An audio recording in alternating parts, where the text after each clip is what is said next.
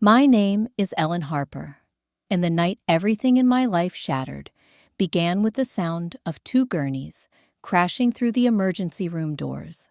I was in the middle of my midnight shift, coffee half finished, charting halfway done, when the paramedics rushed in, shouting vitals.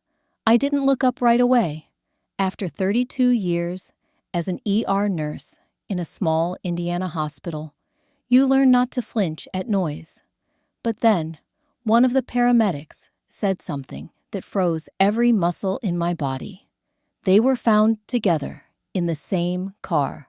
Possible drunk driving, both unresponsive on scene. I stepped closer, pen still in my hand. And when the blankets were lifted, when I finally saw their faces, I felt my world tilt sideways. It was my husband, Mark, and my sister-in-law, Laura. For a moment, I couldn't breathe, not from shock alone, but from the unmistakable truth that slapped me without mercy. They hadn't been caught in some random accident. They had been together, at midnight, far from our neighborhood, in a car neither should have been in. But instead of collapsing, crying, or screaming, I smiled, a cold, steady smile my coworkers would later say they had never seen on me before. The story of how I got to that moment, standing in my scrubs, looking down at the two people who had betrayed me, began hours earlier, before any ambulance lights painted the parking lot red. The evening had started like any other shift. I packed my bento box with leftover chicken, kissed my old hound dog on his sleepy head, and drove through the quiet Indiana streets toward the hospital. The December wind was sharp, the kind that stings your cheeks and reminds you winter hasn't loosened its grip. Midnight shifts were a strange comfort to me. Older nurses like myself usually traded them away, but I'd worked nights since my kids were little. There was something honest about the night. No pretenses, no small talk, just raw life coming through those ER doors. But that night, something felt off even before the accident. Mark had left the house earlier than usual, claiming he needed to pick something up for Laura. He said it casually, too casually, the way someone talks when they've rehearsed the line. I didn't question it. I'd learned over the past year that questioning led to arguments, and arguments led nowhere. Our marriage had thinned, stretched like an old sweater that still kept you warm, but didn't quite fit right anymore. As I drove to the hospital, I tried to shake the uneasy feeling. Maybe it was just the holiday stress. Maybe I was overtired. Maybe. No. Deep down beneath my practiced calm, the truth had been knocking for months. A woman knows when something is wrong.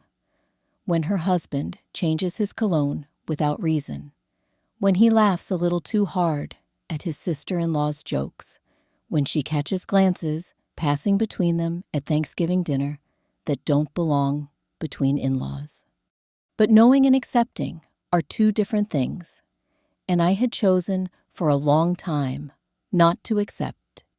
When my shift started, everything ran smoothly. We had the usual cases, a man who fell off a ladder while hanging Christmas lights, a teenage girl with a sprained wrist from basketball practice, an elderly woman whose loneliness brought her in more often than her ailments. I took my break around 11:40, sipping coffee near the vending machines. 12 minutes later, the trauma alarm sounded. 2 incoming vehicle collision, moderate to severe injuries. I tossed my coffee, washed my hands, and headed to trauma room 3. I didn't know that with each step, I was walking straight into the moment that would split my life into a before and after.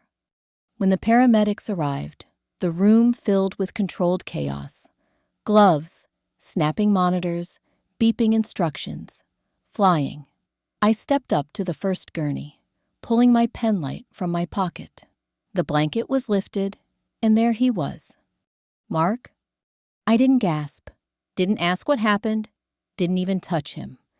I simply stared at the man who had promised me forever, lying unconscious in front of me. Then I turned to the second gurney. Laura, my sister-in-law, my husband's sister by marriage, the woman who showed up at our house unannounced more and more these past few months, laughing too loudly at Mark's jokes, brushing lint from his shirt like it was her duty. My coworker Trish whispered, "Ellen, do you know them?" I gave that cold smile again, the one that would haunt even me later. "Yes," I said softly, "I know them." Another nurse started to pull me away, reminding me it was against policy to treat close family. But something in my expression must have stopped her. Something in the way I lifted my chin and squared my shoulders. Because instead of insisting, she simply said, "Are you okay?" "I'm fine," I replied. "Let's do our jobs." But inside something tectonic shifted. Not into rage, not into despair, into clarity. Absolute clarity. While the team stabilized them, I noted every detail. Their clothes, their injuries, the faint scent of Mark's aftershave mixed with the floral perfume I knew Laura wore. I heard the paramedics mention the wine bottle found in the front seat. I heard one say they were pretty close together when discovered. Yes, I heard everything. And for the first time in months, the truth wasn't a shadow anymore. It was standing right in front of me, illuminated under hospital lights. As I charted their vitals, I wasn't trembling. I wasn't broken.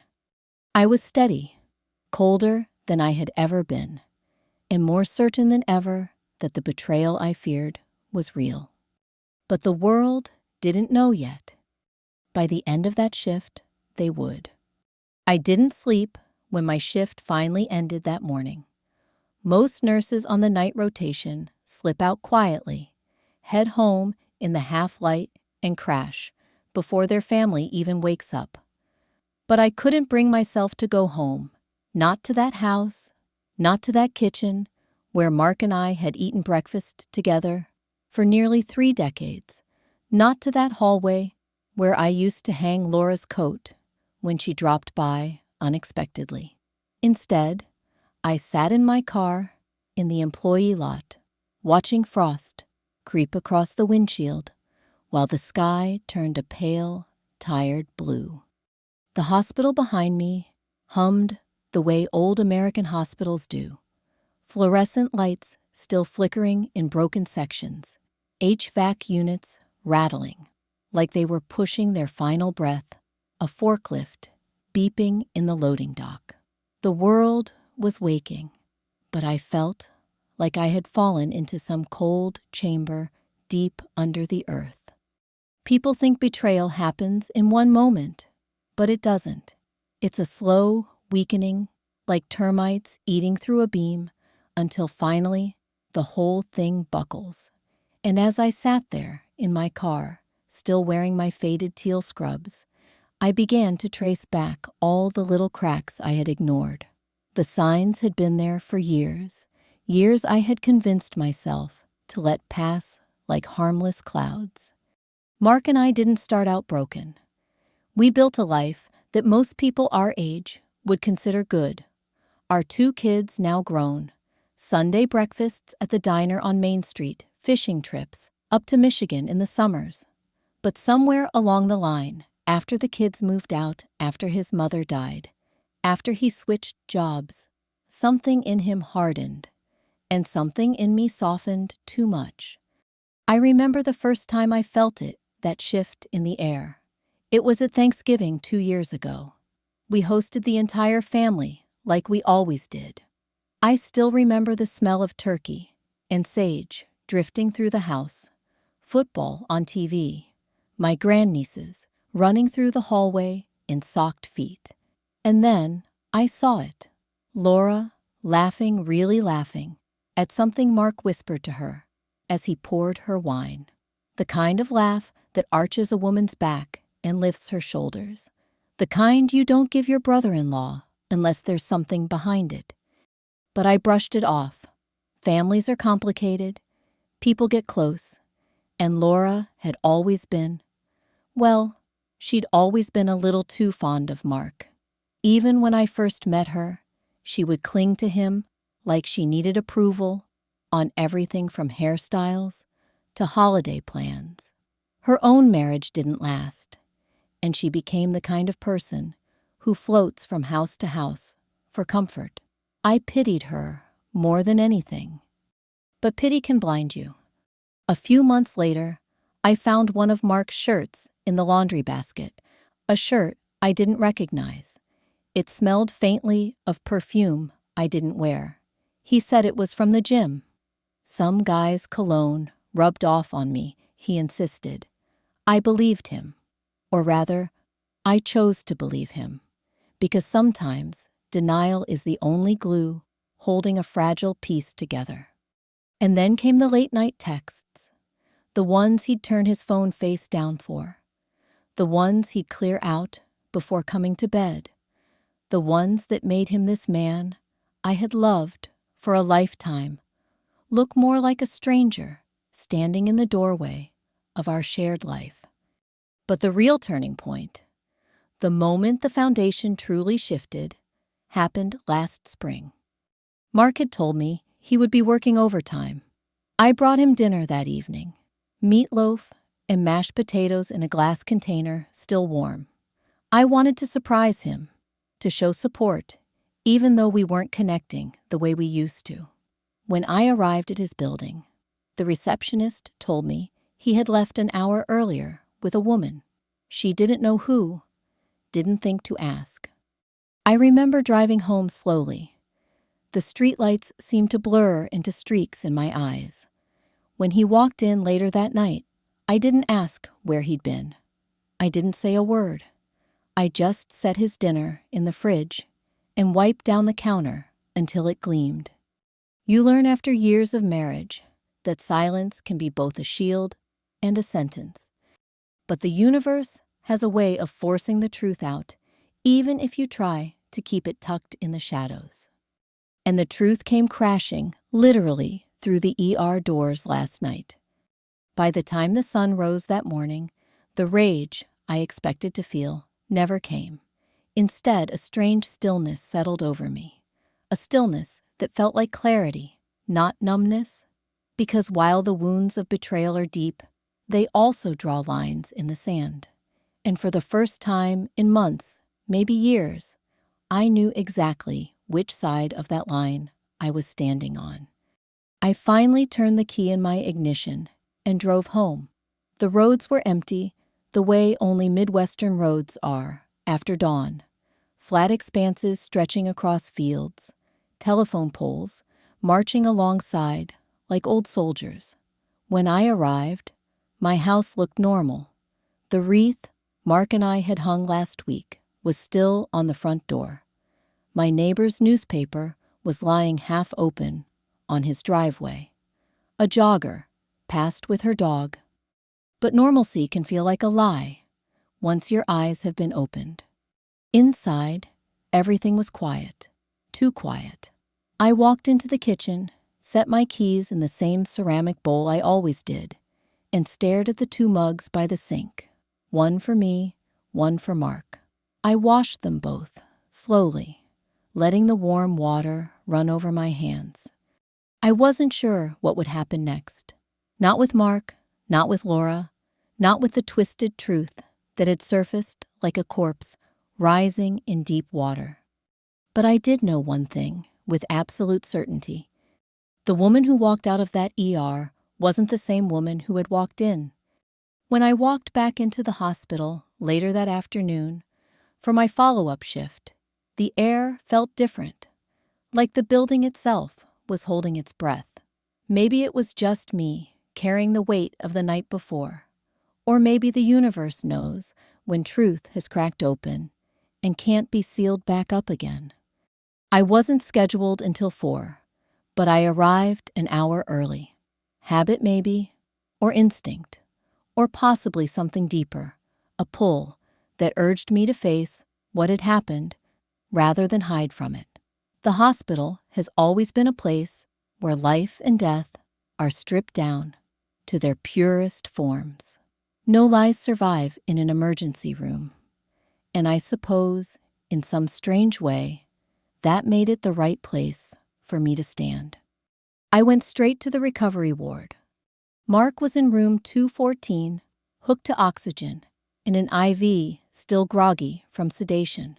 Laura was next door in 216. The doors were cracked open, and I could hear the steady hum of machines, the kind of white noise that becomes a nurse's second heartbeat. I stepped into Mark's room first. He stirred when I entered, blinking slowly, his eyes unfocused. "Ellen." His voice was gravelly, confused, threaded with guilt he hadn't yet admitted. "Yes," I said evenly. "You're in the hospital. There was an accident." "What happened?" He winced as he shifted. I watched him try to reach back into his memory, piecing together fragments. And I could almost see it the moment he realized. I knew he hadn't been alone, but I didn't offer explanations. Not yet. Let truth wake inside him slowly. It tends to sting more that way. "Your vitals are stable," I said. "The doctor will update you soon. Rest." I left without giving him the comfort he expected from a wife. In its place, I gave him silence, the kind that makes a person reckon with their own choices. Next, I stepped into Laura's room. She woke abruptly, startled, her eyes wide and already glassy from fear. She knew. Her face said everything words didn't. "Ellen, I didn't mean," she began, but her throat tightened. "Don't talk," I said gently but firmly. "Save your strength." Her bottom lip trembled like a child's. Somehow, that sight didn't soften me. Years of denied instincts, dismissed suspicions, enforced kindness had built a quiet wall inside me. I wasn't cruel, not by nature, but I had learned that kindness without boundaries becomes self-harm. I checked her chart, adjusted her blanket, noted her bruising patterns. Every detail mattered, not because I wanted vengeance in a dramatic sense, but because truth must be documented clearly when the world is watching. Before leaving, I leaned close enough for her to hear the softness in my voice. "You're going to be okay," I whispered. "Both of you will be." She wasn't sure whether that was reassurance or a warning. Honestly, neither was I. Later during my shift, the paramedics from the night before came back with updated reports. I stood with them near the nurses' station, listening carefully. They were found in the front seat together, one said, flipping through paperwork, airbags deployed, wine bottle half empty. "Passenger side or driver's side?" I asked casually. "Hard to say. They looked close." He hesitated, then lowered his voice. "You know how it is. Adults out late. Sometimes people make decisions they don't want made public." I nodded slowly. The universe wasn't whispering anymore. It was shouting. I thanked them and returned to my rounds. Every patient I saw that day, every elderly man with pneumonia, every teenager with a twisted ankle, every weary mother holding a feverish toddler, reminded me why I had chosen this career. Nursing had given me a lifetime of seeing people at their most honest. Bodies don't lie. Injuries don't hide motives. And emotions, even the ones locked tight behind ribs and pride, find ways to surface. Near the end of my shift, our charge nurse Marla pulled me aside. "Are you sure you should be here?"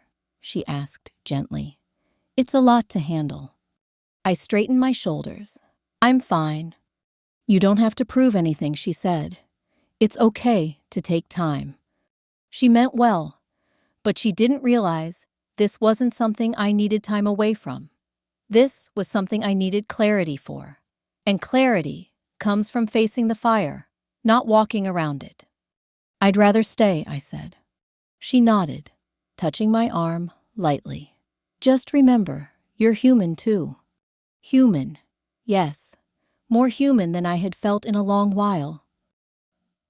When visiting hours ended and the hallway lights dimmed, I found myself standing between the two rooms, Mark's on my left, Laura's on my right.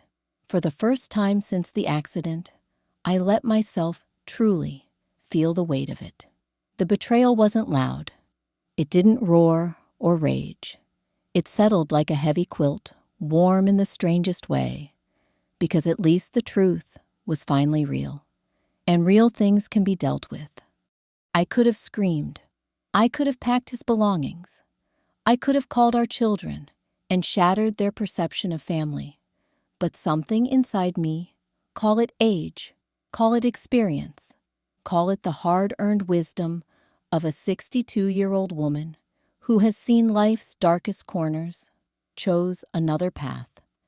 Not revenge through destruction, revenge through truth. And truth requires preparation. So I filed every report, photocopied every chart, noted every bruise pattern, requested the toxicology results, and preserved details the way a historian preserves a fading photograph.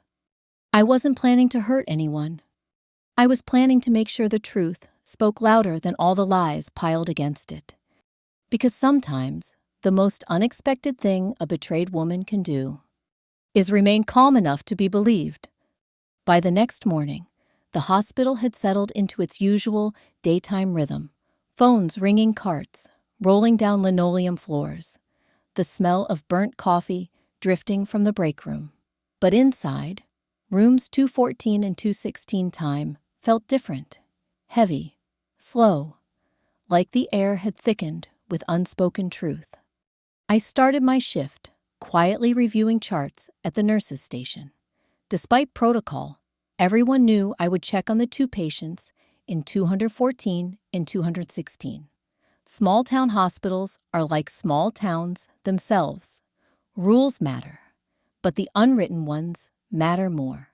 If your husband and sister-in-law arrive in a mangled car after midnight, nobody tells you to stay away. Mark woke up first. I saw the change as soon as I entered. His eyes were open alert, tracking me carefully. He had always been an expressive man, but that morning his face looked like a cracked mask, part fear, part shame, part desperate hope that maybe he could talk his way through whatever he feared I knew. "Ellen," he said softly, "thank God. I was hoping you'd come." I didn't sit. I didn't touch his hand the way I'd done for countless patients over decades. I simply checked his IV line and adjusted his pillow like any nurse would. He swallowed. "Can we talk?" "We can," I said. "But let's start with how you're feeling physically." He blinked, thrown off. I'm sore. Headache. What happened? Do you know?" Of course I did, but I wanted to hear the version he'd attempt first. "You were in an accident," I said. "Both of you." Mark didn't ask both who, which told me everything. He looked away, his jaw tightening. "Ellen, it's not what you think." I raised my eyebrows gently. "Then what is it, Mark?" He opened his mouth, closed. It reopened it. "We were just talking. Laura needed someone to listen. She's been going through a hard time." In the front seat of a car, I finished softly after midnight, with a wine bottle in the console. His face drained of color. He hadn't expected me to have details. He especially hadn't expected me to deliver them without anger. He whispered, "Ellen, please. I know how it looks." I stood straighter. How it looks is not nearly as important as how it is. He reached out as if to take my hand, habit maybe, but I stepped back before he could touch me. Not dramatically, not harshly, just enough. His hand hovered in the air for a moment before he let it fall back to the blanket. Rest, I said. You'll need your strength. His eyes followed me as I left the room, confusion etched into every line of his face. He didn't know which frightened him more, that I knew the truth, or that I was calm. Laura was next. She was sitting upright when I entered, her hair pulled back awkwardly, her face blotchy from crying. The moment she saw me, she burst into tears, covering her face with trembling hands.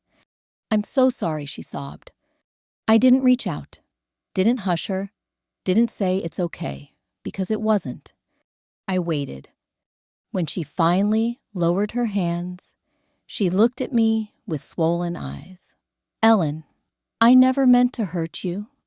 I tilted my head. "But you did." She nodded frantically. I know. It was stupid. I had too much to drink and—" "You were in the front seat together," I said. "You were found close enough that the paramedics weren't sure who was driving." Her breath caught. She hadn't expected me to know that detail either. I don't know what to say." "Then say nothing," I replied gently. "Words won't fix what happened." She closed her eyes, tears sliding down her cheeks. "Mark told me you didn't love him the same anymore, that you were distant, that he was lonely." I absorbed that without flinching. "Married people go through seasons," I said. "Lonely ones too. But loneliness doesn't justify betrayal." She nodded again, sobbing harder now. "I ruined everything." "No," I said quietly. "You revealed everything." She looked up slowly, hearing the difference. "I checked her monitors. You're stable. The doctor will discuss your discharge plan soon." The finality of that sentence seemed to shake her. "Will you tell the family?" she asked in a tiny voice. "Yes," I said, "in time, and I will tell them the truth." She looked devastated, but I felt no triumph, only the steady-rooted certainty that truth, once uncovered, must stand. When I stepped into the hallway, I found our charge nurse, Marla, watching me with cautious eyes. "You holding up?" she asked. "I am," I said, "and I meant it." She hesitated. "You're handling this with more grace than most." I almost smiled. Grace is quieter than revenge. She nodded, understanding more than she said. Later that afternoon, while updating charts, I felt a presence beside me. Mark stood there, leaning on a walker, pale but determined. "You shouldn't be up," I said. "I needed to talk to you," he insisted. "In private." We stepped into the small family consultation room near radiology. The door clicked shut behind us. He turned to me with a face full of regret. "Ellen, I made mistakes, terrible ones, but it wasn't what you think." I folded my arms. "Then tell me what it was." He faltered. "It just happened. We were close because of everything going on in the family." She leaned on me. I leaned back. "People don't fall accidentally into midnight car rides together," I said. His lips trembled. "I never wanted to hurt you." "But you did." He rubbed his forehead. "Please just let me explain." "I will," I said, "when you're fully recovered. But understand this, Mark. Truth doesn't disappear just because you're uncomfortable." He looked stunned. Maybe he expected shouting. Maybe he expected tears. But not this. Not control. Not clarity. Not a woman who had outgrown his excuses. I opened the door. "You need rest." He didn't argue. He just nodded, as though finally realizing the ground beneath him had shifted forever. By the end of the day, both of them knew I wasn't collapsing. I wasn't raging. I wasn't running. I was watching, listening, preparing, and that terrified them more than anything else could have. Mark was discharged 3 days after the accident, hobbling out with a borrowed cane and a stiffness that wasn't just physical. Laura followed the next morning, pale, and avoiding my eyes completely. I stood at the nurse's station when she left, watching her cling to a tote bag someone had dropped off for her. She didn't say goodbye. I didn't expect her to. But something interesting happened in the days that followed. Neither of them came home, not to my home, at least. Mark stayed with a coworker until he healed. Laura went to her sister's house 2 towns over. They didn't contact me, didn't text, didn't apologize. They were waiting for me to explode, to scream, to file for divorce, to call every member of the family. They were waiting for chaos. But chaos never came. Silence did. And silence is the one thing guilty people fear the most. I spent those days organizing, not plotting in a vengeful frenzy, no.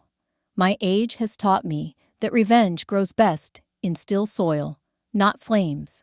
I cleaned the house, cooked small meals for myself, let the dog sleep at my feet. I took walks in the cold, crisp Indiana air, letting my breath mix with the wind. And in that quiet, I found a strange strength, blooming, unexpected calm, steady. I gathered documents, the paramedic reports, the toxicology findings, the medical notes, the photographs of their injuries that clearly showed seat positions. I printed them neatly, slid them into a binder, and placed it on my kitchen table. No dramatic red cover, no evidence label, just a navy blue binder like any PTA mother might use. But the binder wasn't the point. The point was truth. 3 days after Laura's discharge, I made the calls. Not angry calls, not tearful ones. Courteous, respectful invitations. Could you come to the house Sunday afternoon? I need to update the family about some medical matters. I used that phrase, medical matters, because it was true, and because it stirred the correct kind of curiosity in older relatives, the kind that guarantees full attendance. Nobody suspected anything dark. I wasn't the type to orchestrate drama. I wasn't hysterical. I wasn't cryptic. I simply sounded composed, which, in hindsight, may have been more unsettling than anything else I could have said. Sunday came quietly. It was one of those Indiana winter days where the sky is white instead of blue, as though the world has been erased and rewritten in softer tones. I set out chairs in the living room, brewed a fresh pot of coffee, and baked a tray of lemon squares, because despite everything, hospitality is instinctive to me. One by one, the family arrived, Mark's sister, Janice, her husband, their grown son, with his fiancée, my niece, Emily, even old Uncle Robert, who rarely left his recliner, shuffled inside with his cane. They all greeted me warmly, confused, but cordial. Mark came last. He walked in slowly, shoulders hunched, eyes darting. He was expecting something big, something loud, something destructive. When he saw the coffee table neatly arranged with refreshments, his confusion deepened. Then came Laura. She slipped in behind him, clutching her coat face, downcast. The room fell quiet, not because they knew, but because they felt something had shifted, like walking into a house where a storm had passed, and the silence is still thick with electricity. I invited everyone to sit. "Thank you for coming," I said calmly. "I wanted to share some information regarding the accident last week." Everyone murmured, nodding, settling in. I opened the navy blue binder. The first page held the paramedics' written narrative. I didn't embellish. I didn't dramatize. I simply read aloud. 2 adults found in the front seat. Passenger exhibited wine saturation odor. Both individuals were unconscious upon EMS arrival. Uncle Robert whistled under his breath. I turned the page. Bruising on the passenger side, consistent with shoulder belt restraint. Driver side injuries, consistent with impact from steering column. I looked up directly at Mark, then Laura.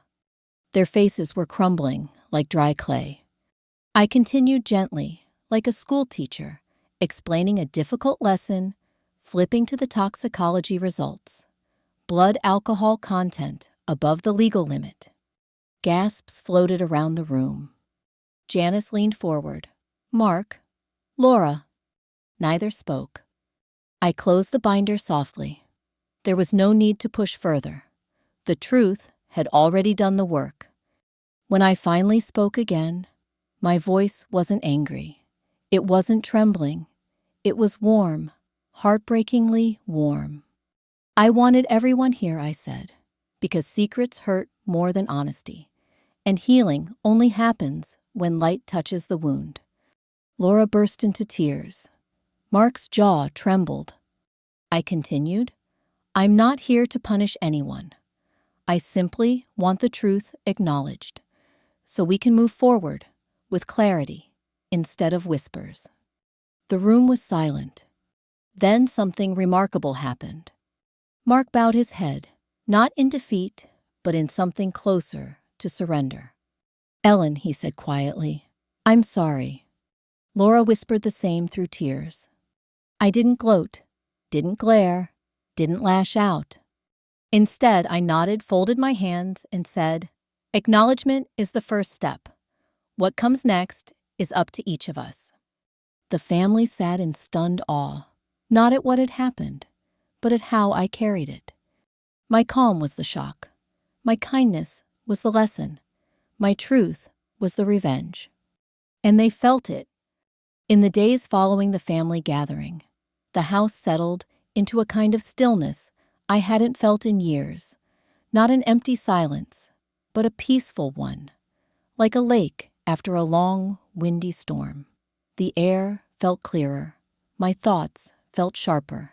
Even the ticking of the old clock in the hallway seemed steadier, as if the house itself approved of the truth, finally stepping into the light. Mark didn't come home. Not that week, not the next. He stayed at his co-worker's place, a small rental near the highway.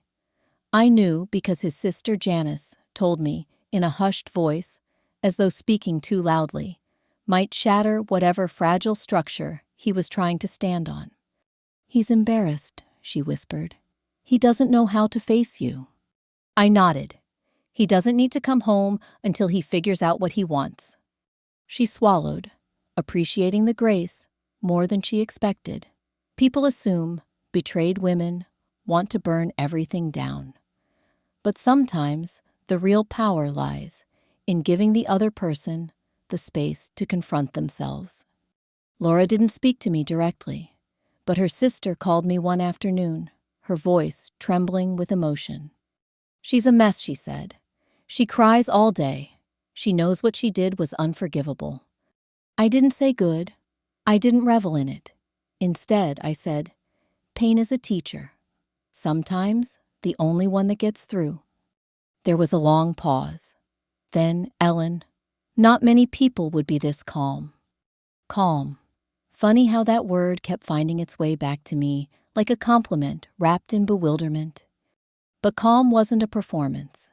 It was the only thing that made sense at my age. Life had already taught me that anger burns hot and fast, then leaves you cold. But clarity keeps you warm through the winter. The community began to murmur, as communities do. I saw it in the grocery store, where familiar faces looked at me with soft sympathy. I felt it at church, where people squeezed my hand a little longer during greeting time. The truth had spread, but not through gossip, through quiet acknowledgement.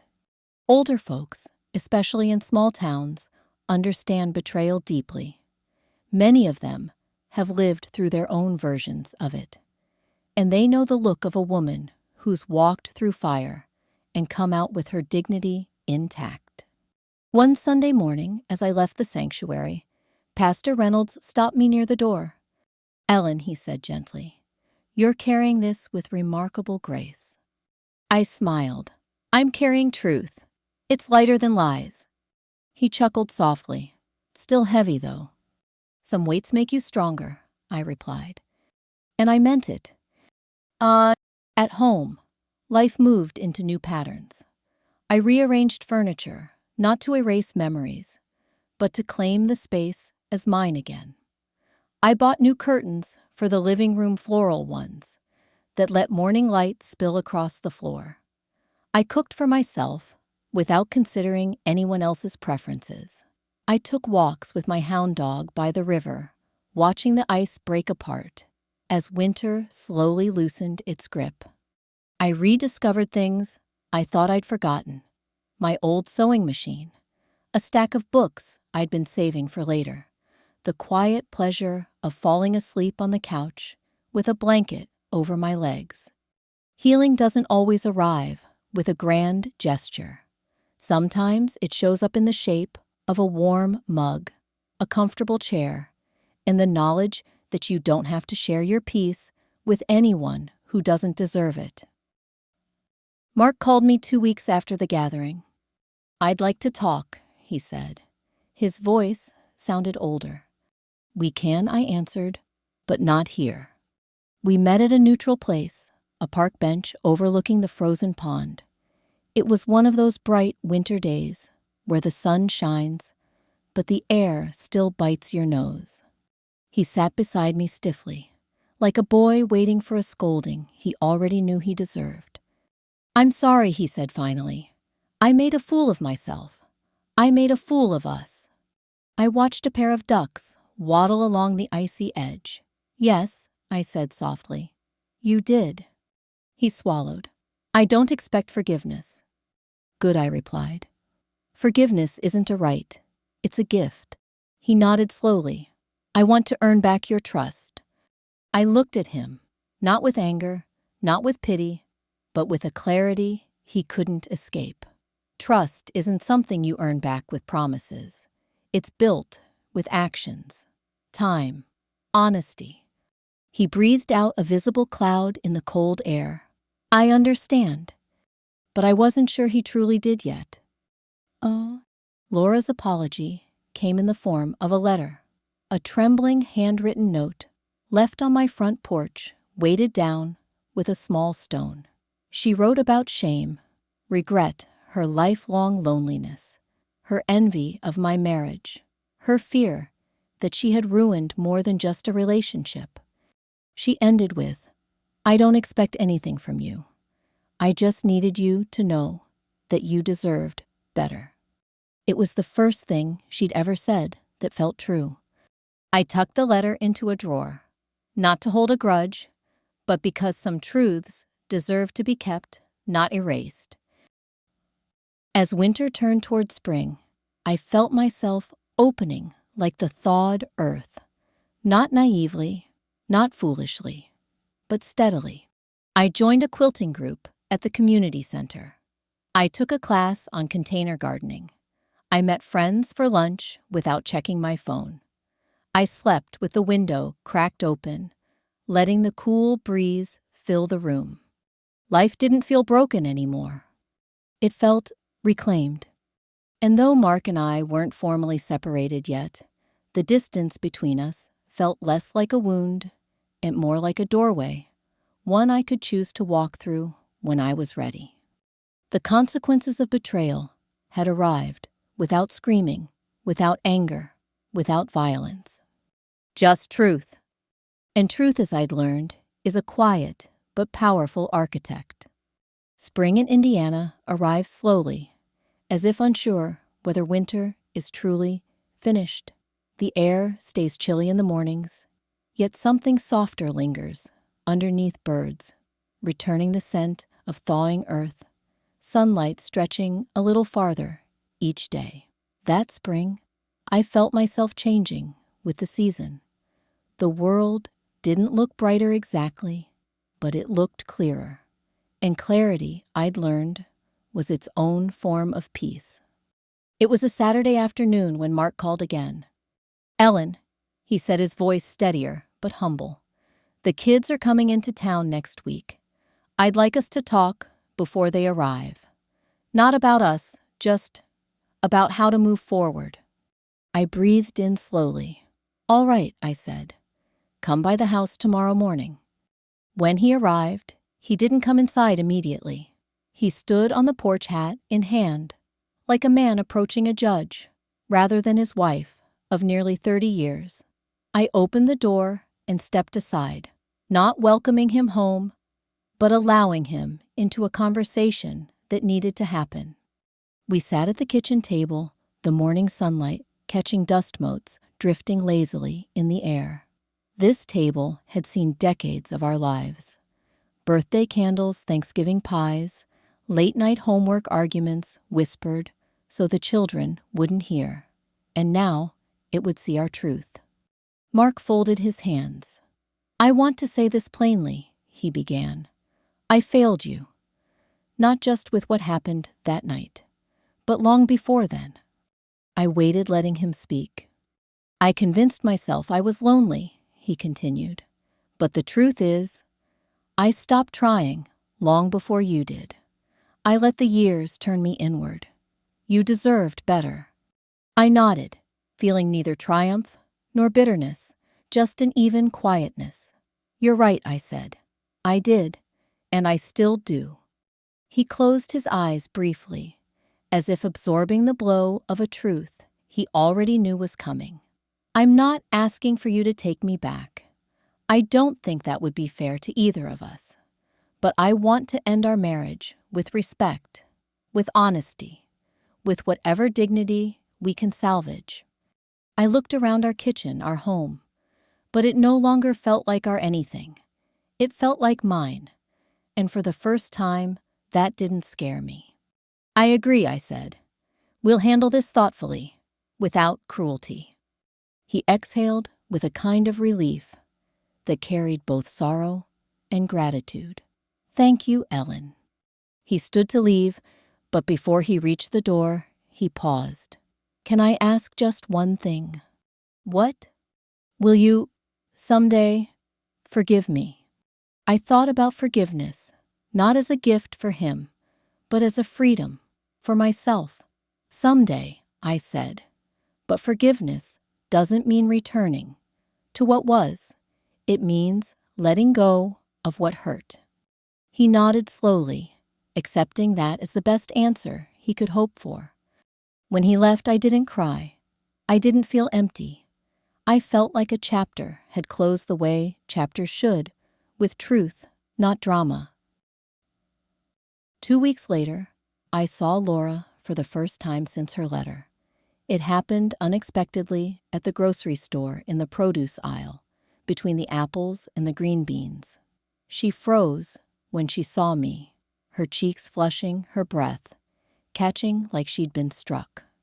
I stepped closer, not to corner her, but to release her from the torment of unspoken guilt. "Laura," I said softly. She blinked, hard tears already gathering. "Ellen, I shouldn't be here when you are." "It's a grocery store," I said gently. "You have every right to be here."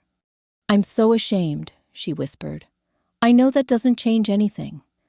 "No," I said, "but shame is how growth begins." She covered her mouth, trembling. "I never wanted to take anything from you." I looked at her, a woman who had broken something precious, but was now standing in front of me, shattered in her own way. Betrayal had cost her a great deal, too. "Life gives us paths," I said. "Some good, some terrible. What matters is what we do after the wrong turn." She nodded tearfully. "I'm trying." "I hope you do," I replied. "For your own sake, not for mine." We parted without anger, without grand reconciliation, but with a softness that felt like the first warm breeze of spring. As the months passed, my life grew lighter. Quilting nights at the community center, fresh tomatoes from the container garden on my porch, weekend drives to small antique shops, calls from friends I hadn't spoken to in years. I even started tutoring a young nursing student who reminded me of myself. At 22, eager, focused, full of compassion, she hadn't yet learned how to protect. One warm afternoon, as I sat on my porch with a cup of sweet tea, I thought about the accident, the betrayal, the binder, the gathering, and the way truth had walked into my life like an unwelcome guest who somehow ended up bringing clarity. I didn't regret the calm I had chosen. In fact, it had turned out to be the strongest choice of all. Because rage destroys, silence festers, but truth builds something new, something sturdier, something honest. And when I looked at the horizon, washed in soft gold, I felt something tender rising in me, a small but certain gratitude for the second chance life had offered. Not with Mark, not with Laura, but with myself. I had stepped through that doorway in part 6. Now I stood fully in the light on the other side. If you're listening to my story, maybe from your living room chair, maybe while cooking dinner, maybe on a quiet evening, when memories of your own heartbreak echo louder than usual, I hope you take this with you. You are stronger than the betrayal that tried to break you. You are allowed to choose peace over chaos. You are allowed to walk forward, even if others stay behind. And you deserve a life built on honesty, dignity, and quiet courage. If this story touched you, if it helped you breathe a little deeper, or reminded you of your own strength, I invite you to share it, so another heart out there might feel a little less alone tonight. Thank you for listening.